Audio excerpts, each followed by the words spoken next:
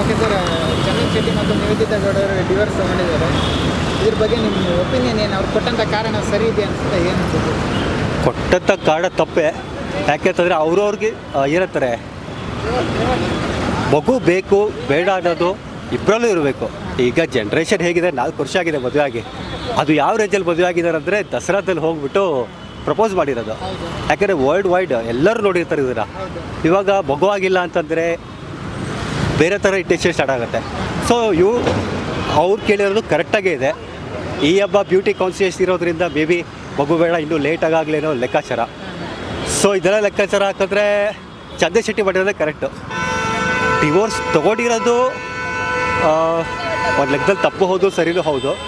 ಇದು ಯೋಚನೆ ಮಾಡ್ಬೋದಿತ್ತು. ಯಾಕೆಂತಂದರೆ ಇದು ಬರೀ ಅವರಿಬ್ಬರೇ ಲವ್ ಮಾಡಿ ಮದುವೆ ಆಗಿರೋದಲ್ಲ, ಫ್ಯಾಮಿಲಿ ಸಮೇತ ಒಂದಾಗಿ ಗ್ರ್ಯಾಂಡಾಗಿ ಮದುವೆ ಆಗಿರೋದು. ಸೊ ಅವರು ಇನ್ನೂ ಸ್ವಲ್ಪ ಯೋಚನೆ ಮಾಡಿ ತೊಗೋಬೋದಿತ್ತು. ಹಾಗೆ ನಾನು ಇವತ್ತು ಯಾವುದೋ ಚಾನಲಲ್ಲಿ ನೋಡಿದೆ, ಡಿವೋರ್ಸಿಗೂ ಕೂಡ ಕೈ ಹಿಡ್ಕೊಂಡೇ ಬಂದಿದ್ದಾರೆ. ಸೊ ಅಷ್ಟೊಂದು ಮ್ಯೂಚುವಲ್ ಅಂಡರ್ಸ್ಟ್ಯಾಂಡಿಂಗ್ ಅವರಿಬ್ಬರು ಮಧ್ಯೆ ಇದ್ದಾಗ ಇಷ್ಟು ಬೇಗ ಡಿವೋರ್ಸ್ ಪ್ಲ್ಯಾನ್ ಮಾಡಬಾರ್ದಿತ್ತು ಅಂತ ನನ್ನ ಅನಿಸಿಕೆ. ಜನ್ರೇಷನ್ ಬಗ್ಗೆ ಏನು ಹೇಳ್ತೀರಾ? ಜನ್ರೇಷನ್ ಬಗ್ಗೆ ಭಾರಿ ಕಷ್ಟ ಹೇಳೋಕ್ಕೆ. ಯಾಕೆಂದರೆ ಹುಡುಗರು ಸರಿ ಅಂತ ಹೇಳೋಕ್ಕಾಗಲ್ಲ, ಹುಡುಗಿನೂ ಸರಿ ಅಂತ ಹೇಳೋಕ್ಕಾಗಲ್ಲ. ಪ್ರಕಾರ ಯಾರು ತಪ್ಪಿರ್ಬೋದು ಇವರಿಬ್ಬರ ನಡುವೆ? ನಿವೇದಿತಾ ಆಬ್ವಿಯಸ್ಲಿ. ಮತ್ತೆ ಒಂದಾದರೆ ಖುಷಿ ಆಗುತ್ತಾ? ಇವರಿಬ್ಬರು ಜೋಡಿ ಒಂದಾಗ್ಬೋದು ಅನ್ಸುತ್ತಾ? ಏನು ಅನ್ಸುತ್ತೆ? ನನ್ನ ಕಡೆಯಿಂದ ಒಂದಾಗಬಾರ್ದು. ಇದು ಮುಂದೆ ಕಿತ್ತೋಗೋ ಸಂಬಂಧನೇ. ಒಂದಾದರೂ ಕೂಡ ಮತ್ತೆ ನೆಕ್ಸ್ಟ್ ಇದೇ ಥರ ಜಗಳಗಳು ಸ್ಟಾರ್ಟ್ ಆಗುತ್ತೆ. ನನ್ನ ಅನಿಸಿಕೆ ಬೇಡ, ಒಂದಾಗದೇ ಇರೋದೇ ಬೆಸ್ಟು. ಅವರು ದೂರ ಇರಿದ್ರೆ ಬೆಟರ್ ಅಂತ ಅನ್ಕೋತೀವಿ. ಸರಿ ಅಂತೀರ? ಸರಿ ಹೌದು, 100%. Thank you.